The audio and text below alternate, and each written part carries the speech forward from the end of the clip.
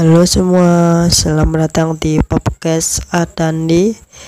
Di podcast ini aku mau berbicara tentang tipografi. Jadi tipografi itu adalah seni dan teknik mengatur jenis untuk membuat bahasa yang ditulis agar dapat dibaca dan menarik ketika ditampilkan. Tipografi ini memiliki ukuran titik, panjang, garis, serta jarak terkemuka dengan menyesuaikan ruang antara pasangan huruf. Tipografi merupakan karya pengetik huruf sebagai seni desain, grafis, direktur, seniman, manga, dan lain-lain. Tipografi ini pekerjaan khusus yang membuat desainer grafis meneliti fontnya, mulai dari huruf besar sampai dengan huruf kecil. Jadi jasa desain ini merupakan kerajinan yang berkaitan erat. Kadang-kadang tipografi dianggap sebagai bagian dari sebagai perangkat dekoratif dan tidak terkait dengan komunikasi informasi. Awalnya tipografi ini diproduksi di zaman kontemporer. Semua kata, huruf, simbol, dan angka yang ditulis menggunakan gambar naturalistik paling awal oleh manusia. Tipografi ini tipe bergerak yang ditemukan selama dinasti Song abad 11 di Cina oleh Biseng pada abad 990 sampai abad 1051.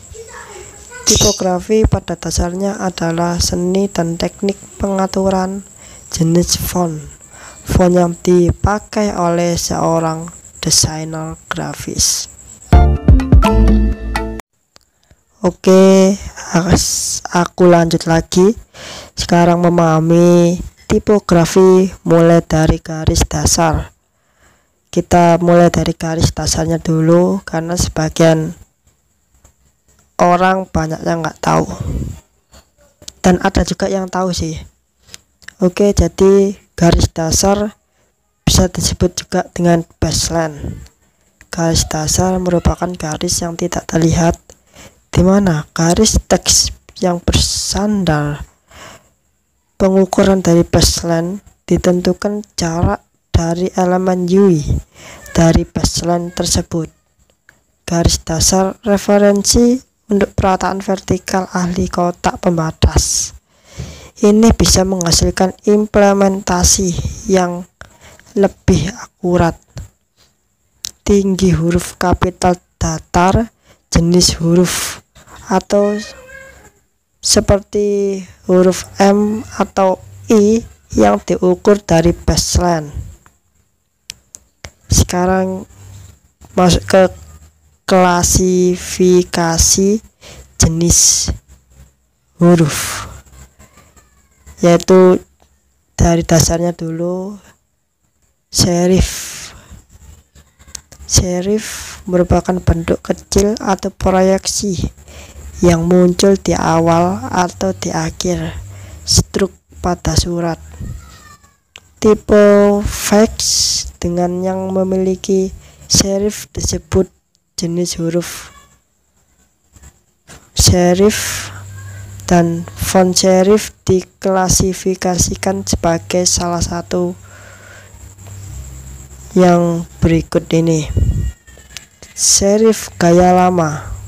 Yang pertama ini, serif gaya lama menyerupai tulisan tinta dengan kontras rendah antara sapuan tebal dan tipis.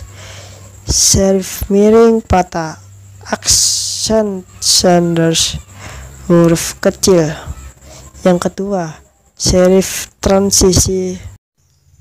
Serif transisi memiliki kontras yang tinggi serta serif yang bercorak. Yang ketiga, serif neoklasik memiliki sapuan terminal. Yang keempat, serif serap pelat memiliki serif berat yang ada perbedaannya dan tak terlihat antara berat stroke, minimal tidak ada breaking. Jenis-jenis huruf itu ada macam-macam. Yang pertama ada sans serif, monospix, serta dekoratif, script, ada roman. Itu jenis-jenis hurufnya. Sekarang anatomi huruf. Dengarkan baik-baik ya, sambil duduk diam dan menghayati ini. Anatomi ini sebuah alfabet memiliki keunikan fisik yang menyebabkan mata kita dapat membedakan antara huruf M dengan P atau C dengan Q. Nah, keunikan ini disebabkan oleh cara mata kita melihat korelisasi antara komponen visual yang satu dengan yang lain. Menurut sekelompok pakar psikologi dari Jerman dan Australia pada tahun 1900 menformulasikan sebuah teori yang dikenal dengan teori Gestalt.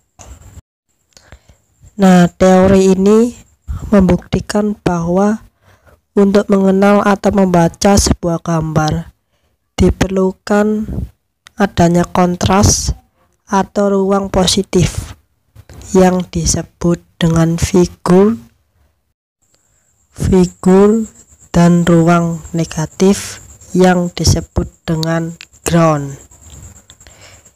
Oke, jadi berikut ini terminologi umum yang digunakan dalam penamaan setiap komponen visual yang terstruktur dalam fisik huruf. Yang pertama ada backline, capline, mainline, hierarchy, X-height, extender, descender. Jadi itu tadi ya terminologi umum yang digunakan penamaan setiap komponen visual. Untuk selanjutnya, karakter huruf besar dan kecil memiliki batang yang bagian ujung-ujungnya dapat ditemukan beberapa garis akhir sebagai penutup. Adapun istilah lain yang berkaitan dengan anatomi huruf sebagai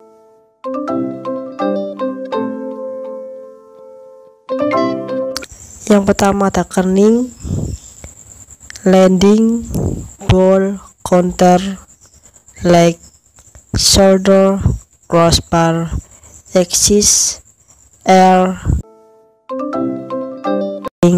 atau next, loop, dan loop. Jadi itu tadi anatomi huruf ya. Mudah-mudahan kalian bisa